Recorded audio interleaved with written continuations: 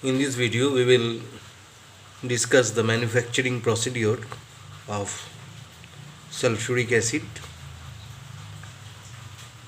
by contact process. The name of the process is contact process.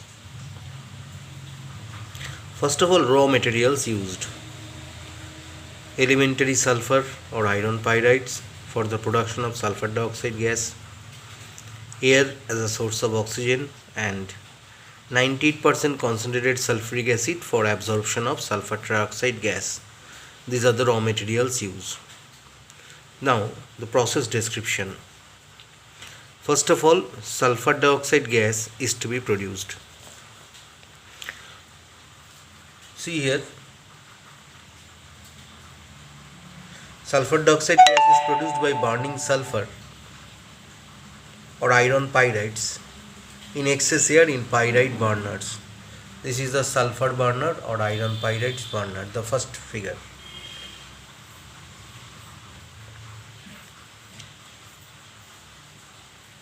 Now, a blower is used for the passage of purified air or oxygen, and the gas mixture coming out of the burner contains around 8% sulfur dioxide and 10% oxygen. Besides these gases, nitrogen and other impurities such as sulfur dust, dust particles of arsenious oxide, acid vapors may also be present in the gas mixture. So it is necessary to purify the gas mixture issuing from the burners, otherwise the catalyst will be poisoned by those impurities. So it is necessary to purify the gas mixture. The purification of the gas mixture is brought about through 5 steps. First step, the gas mixture is first purified by passing the gas to a dust chamber. This is the dust chamber. The gas is passed to the dust chamber. The suspended dust particles containing iron, arsenious oxide, sulfur and other impurities present in the mixture are made to settle down with the help of steam. Now in modern process, electrostatic precipitator is used.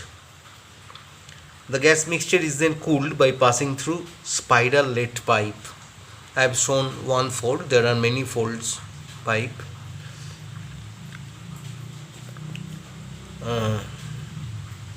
The spiral lead pipe is used to cool the gas mixture. So its temperature is brought down to around 100 degrees Celsius. So the gas makes its way in this region and the temperature is about 100 degrees Celsius. So what is the function of the dusting chamber? For removal of the dust particles by downward blow of steam. The cooling pipes cool the gas to a large extent, then it is passed to a scrubbing tower. Let's see what happens in the scrubbing tower. This is the scrubbing tower, and before passing it through scrubbing tower, it is passed through washing tower. The issuing gas mixture is then passed from the bottom upward. A scrubber packed with quartz by washing tower and allowed to meet the water trickling down from top of the tower. As a result, the water soluble impurities get dissolved in water and the gas mixture is considerably cooled. Then the gas mixture is passed to the drying tower.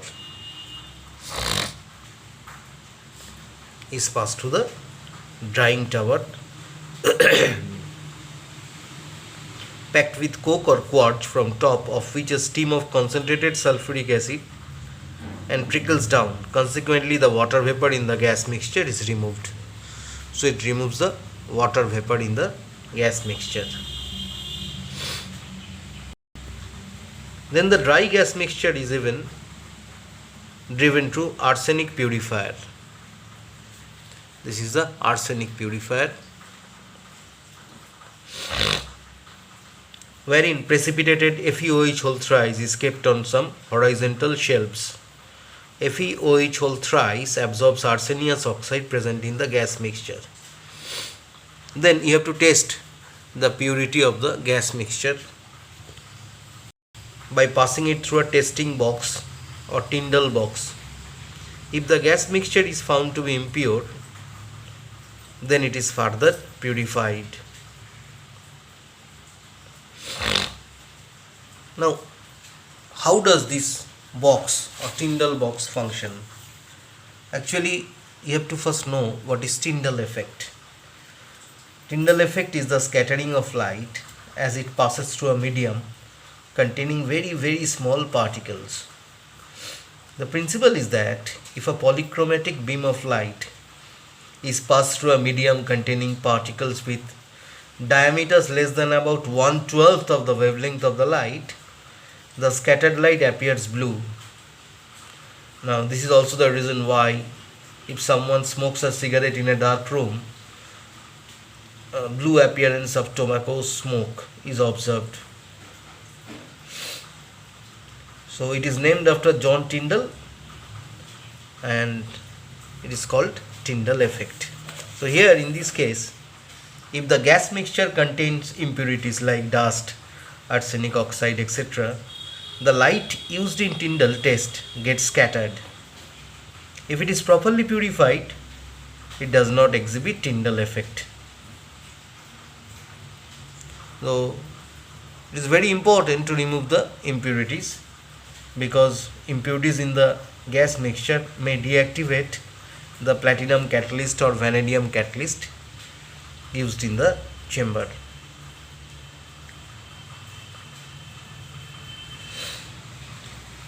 So what is the first reaction? The first reaction is sulfur plus oxygen greater than 300 degrees Celsius will produce sulfur dioxide in sulfur burner. If FeS2 is used, then 4 FeS2 plus 11 O2 at around 800 to 900 degrees Celsius, 2 Fe2O3 and 8 SO2 is formed. Now, the process is to oxidize the sulfur dioxide gas. See the reaction here, 2SO2 plus O2, 2SO3 plus 45 kilocalories of heat. Now, when the gas passes through heat exchanger, it is ensured that the dry and pure gas mixture is completely pure. It is heated to 400 to 450 degrees Celsius by the hot gas issuing from the converted, that means the catalyst chamber. This preheated gas is then passed into contact or catalyst chamber, also called converted. The contact chamber is made of iron and contains some vertical open method iron tubes packed with platinized asbestos or vanadium pentoxide. The incoming mixture of sulfur dioxide and oxygen gas at first circulates surrounding the tube containing the catalyst and then enters the tubes from the top. The rate of flow of gas mixture is controlled in such a way that the temperature of the contact chamber is maintained at around 450 degrees Celsius. As the gas mixture comes in contact with catalyst, the sulfur dioxide gas is oxidized to sulfur trioxide gas by oxygen of the air. Now, this reaction is very exothermic in nature. Very exothermic in nature. 45 kilocalories of heat is liberated when two molecules of sulfur dioxide react with 1 unit of oxygen, and 45,000 calories of heat is generated. So this is a highly exothermic reaction. So no external heating is necessary once the reaction starts. In this reaction, SO2 gas is converted into SO3 gas and the yield is nearly 97 to 98%. Then in the next step, we have to ensure the absorption of sulfur trioxide gas.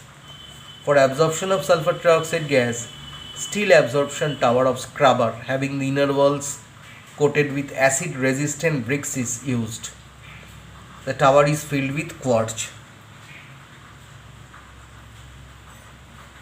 The sulfur dioxide gas coming out of the contact tower. The sulfur dioxide gas coming out of the contact tower or contact chamber is cooled by passing through the heat exchanger and is then passed through scrubber from the bottom upward, and from the top of the tower 98% of H2SO4 trickles down. So H2SO4 trickles down from the top.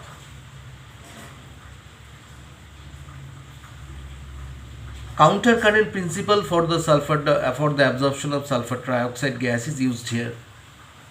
As a result, sulfur trioxide gas is absorbed by H2SO4 to produce fuming sulfuric acid or oleum. Now oleum is collected in the tank placed at the bottom of the absorption tower. Dilution of oleum thus produced with water gives 98% H2SO4 or acid with different strengths. Now there are some necessary conditions for the manufacture of sulfur trioxide by contact process. See the reaction: 2SO2 plus O2, reversible reaction, 2SO3 gas, and 45,000 calories of heat is generated. See, the reaction is reversible. The forward reaction is exothermic in nature. The forward reaction is attended with the diminution in volume. So volume decreases as the reaction proceeds in the temperature.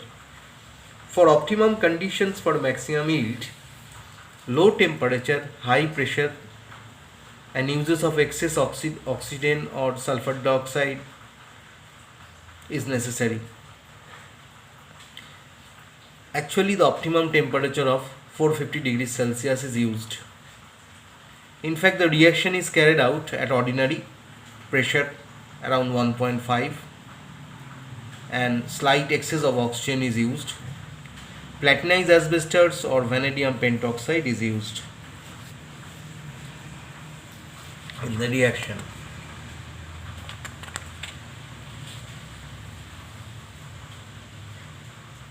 Now, according to Le Chatelier's principle, low temperature and high pressure should favor maximum yield of sulfur trioxide, but I repeat, low temperature and high pressure should favor the maximum yield of sulfur trioxide. But in practice, the pressure of 1.5 to 1.7 atmospheric pressure is used. Why? High pressure may damage the pipes and also decompose the porous catalyst. Further, acid resisting towers capable of withstanding high pressure is difficult and expensive to build. It's difficult and expensive to build. In the absence of catalyst, sulfur dioxide and oxygen unite very slowly to form sulfur trioxide. So a catalyst is used to enhance the speed of the reaction. Vanadium pentoxide is extensively used nowadays in place of platinum because it is cheap and it is not easily spoiled or poisoned by small amount of impurities, just like platinum. And excess oxygen favors the forward reaction. Here also the temperature is kept low because low temperature favors the forward reaction according to Le Chatelier's principle.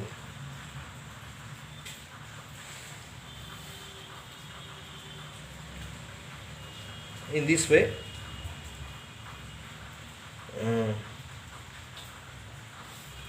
another question arises here: why, for dilution of sulfur trioxide, why water is not used? Why sulfuric acid is used? This is a very important point. Why sulfuric acid is used? Why not water?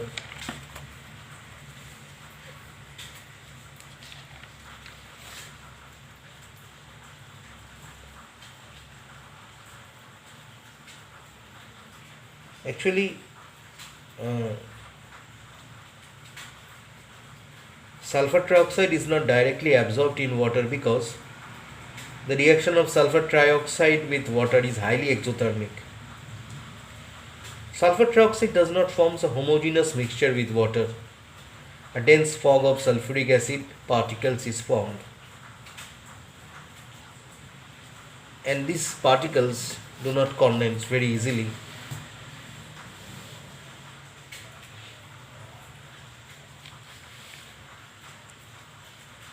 So this is very important that concentrated sulfuric acid is used for dilution.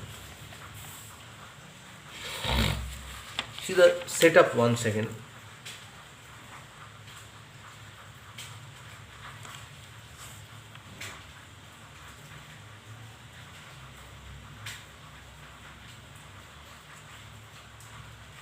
I am explaining the fact why the temperature should be kept at about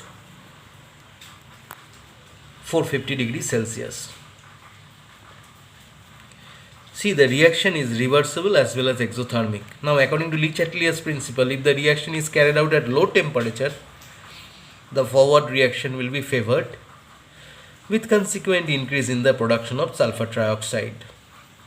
But at very low temperature, the rate of reaction will be slow.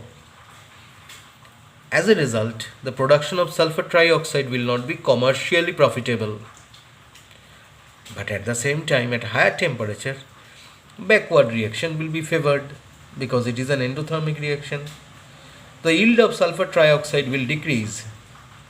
So an optimum temperature is used, which is not very high, not very low. It has been observed experimentally that if the reaction is conducted at around 450 degrees Celsius in presence of platinum catalyst, the yield of sulfur trioxide becomes satisfactory. So if the reaction is allowed to occur at 450 degrees Celsius, the production of sulfur dioxide is maximum.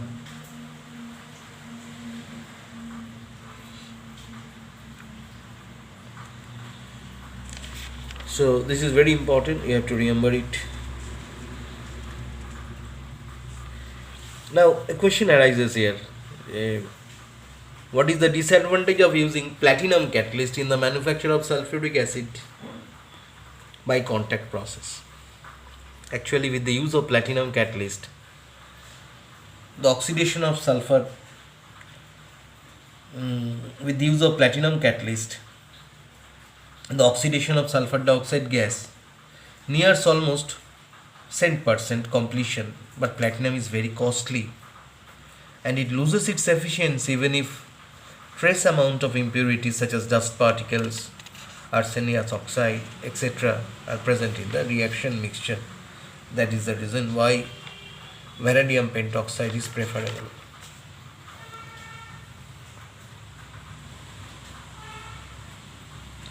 Now, another thing you have to know, what is oleum. I have told you the name oleum, and what is sulfan, SULPHAN. You have to remember these two. When excess sulfur trioxide is dissolved in 98% concentrated solution, a yellowish brown oily fuming liquid is obtained. It is called oleum or fuming sulfuric acid. Its chemical name is pyrosulfuric acid, having the formula H2S2O7.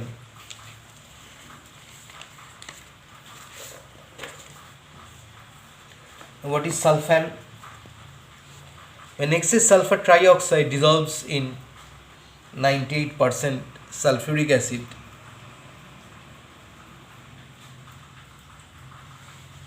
a light brown oily liquid is obtained. It is known as fuming sulfuric acid or oleum. Now, sulfur trioxide gas is displaced in presence of air forming fumes. So, oleum is also known as fuming sulfuric acid. 100% oleum is known as sulfan. 100% oleum means 100% sulfur trioxide is absorbed in 100% H2SO4.